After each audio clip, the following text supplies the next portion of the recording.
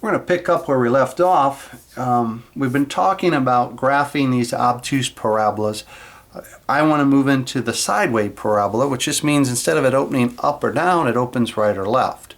All the techniques that we've talked about in the video series so far still exist.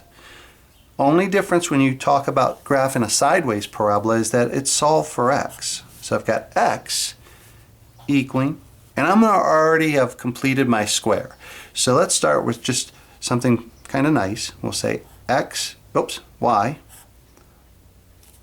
minus 2 quantity squared plus 3. So when you want to work with your vertex, really everything's still going to hold true. Anytime you list an ordered pair, you're going to say vertex. It's still HK, but note that the K is always associated with the Y and the H is always associated with the X. So when we say take the opposite of this, that's your Y value. And so I'm going to say I have a Y value of positive 2 and an X value of 3. Now as I look at this, I've got a vertex of 3, 2. My A value is 1. Well, if the A value is 1, a positive direction for this would be to move rightward, which means that this would open to the right. And I'm actually ready to graph this. So I locate the point 1, 2, 3. That's 3, 2. Here is my vertex. With A being 1, there's an implied 1 right there, it would be my standard movements. However, the movements for this, since I know it's opening sideways, is that I'm going to go up or down 1 unit and then to the right 1 unit. So I go up 1 unit, to the right 1. There's a lattice point. Down 1, to the right 1. So it's kind of backwards in your mind. It's going to be goofy. If I turn the paper here, I'm saying up and down because it's up and down on the graph, but my movement would be right 1, up 1, left 1, up 1. You're just reverting this as you turn that paper and saying, oh, well, this is up 1, right 1, down 1, right 1. The next standard movement would be up 2, right 4. So I go up 2, right 1, 2, 3, 4. Down 1, 2 from the vertex. 1, 2, 3, 4 to the right. And I'm going to go ahead and do another one. 1, 2, 3, 4, 5. I should be able to go down 3, right 9, up 3 from the vertex, right 9. And you see I get all these nice points, and it's a pretty accurate parabola. So when I look at this, I would think that the vertex is going to be the leftmost point. I can never go any further left than this point right here. So this is leftmost. It's the leftmost.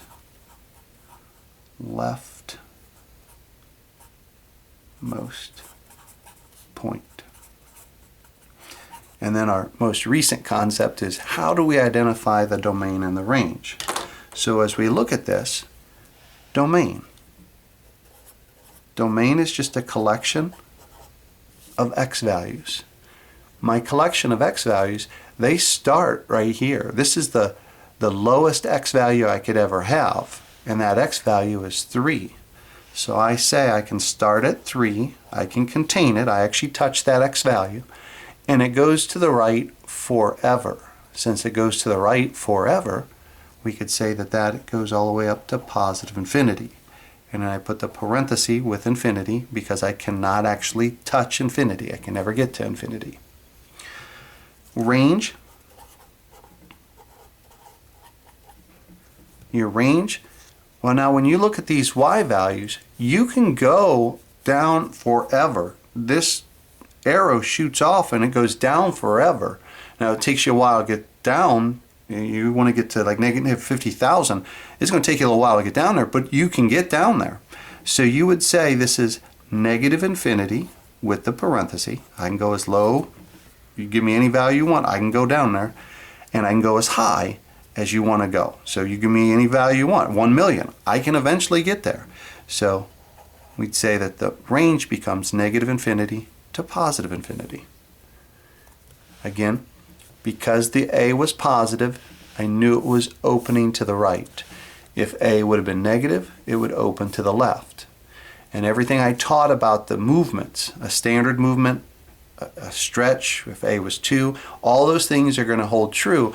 The only difference is when you have it opening right or left, you're going to be moving this way. It's up, down, then right, left. So here's 1 to 1, 2 to 4, 2 to 4, 3 to 9, 3 to 9. That was the standard movements on my parabola because A was 1. And that was example 4. Example 4. I'm going to go ahead and do another example on this. We'll call this example 5.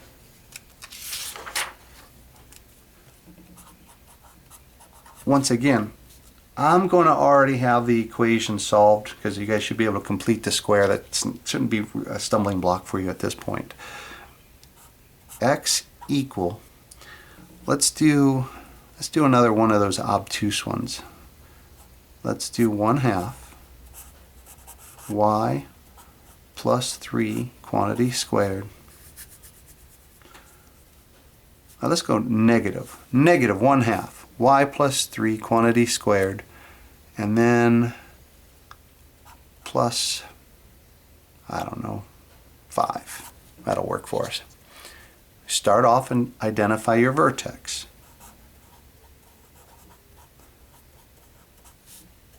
So I give myself plenty of space here. As I undo this y component, I know that I'm at -3. That's for the y. Notice this is always x and y. That'll never change in all levels of math. Ordered pairs are always x and then y. What happens is the way that you're looking at the equation is a little bit altered. Now, the other value is kept. You don't change this, so x is 5. I have a vertex at 5, -3. So I'll do a little graph here. 1, 2, 3, 4, 5. 1, 2, 3. I'm probably off screen here. I'll push that up. There's my vertex. Because A is negative, I know that this is going to open leftward. So it opens left. How do I know that? Because left is negative. So it opens left. Meaning that this would be the rightmost point that I have. This is the rightmost point. Rightmost point. I won't ever get further to the right than this vertex. Now as I graph it, I'm going to apply this 1/2 concept. So that means it's an obtuse parabola. And so from here, what changes is that I'll go up 1, 2, down 1, 2. And my standard movement for the obtuse here would be to the left 1, 2. I found a nice point. And there's the sister point. Next, my standard movement would be 1 and then 2. So 2 times 2 would be 4. So I have to go up or down 4 units. 1, 2, 1, 2, that's 4. A standard movement would be 4, because 2 to 4, when 2 squared is 4, this would be doubled. So that 4 becomes 8. 1, 2, 3, which means I'll have a point here and a point there. I'm going to run out of space on my graph, and that's okay. You're not always going to get 9 points. So then I'm just going to connect the points here. As I connect these points, I create my parabola. It's a sideways opening parabola because it was solved for x. Now since it was solved for x, I can then talk about what my domain and range would be. So if you're looking at all the x values that have been activated, I would say my domain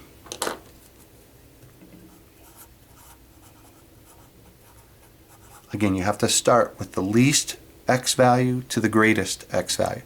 I can go as left as you want, so I can go to negative infinity. I'll call that negative infinity. And as I move to the greatest x value on the graph, I get no larger than 5. 5 is like a stopping wall. It tells me, nope, you can get to 5, but then you stop. So I do 5, and I put a bracket there saying this is where I end. That's called interval notation. Now for the range, if you consider, it's almost like looking at a shadow. If you had this graph, you can get a shadow on that y-axis that would be any point as low as you want to go, as high as you want to go. So you can cross into that y-axis no matter where you're going, back and forth, back and forth. I always have a point on the y-axis based off of this graph. Something could crash into that y-axis. So we would say we can go as low as you want to go, so it's negative infinity. As high as you want to go would be positive infinity, and we put the parentheses there because you cannot contain infinity. Infinity is not a number, it's a concept. And so then you have quite a few examples now. Hopefully that's enough that you're able to be successful in your homework on how to graph parabolas. The focus today was the obtuse parabola, and we introduced this idea of domain and range. And then in the last couple, we looked at kicking some of these parabolas over sideways. They're not really a good way to say that. We moved them over sideways so they'll either open to the right or they'll open to the left. Left is negative, right is positive. And then obviously when you do your movements, it's everything's backwards on your movements. You have to go up, down, right, left. Okay? So there's your fifth example on how to graph obtuse parabolas, looking at sideways parabolas, and also introducing domain and range.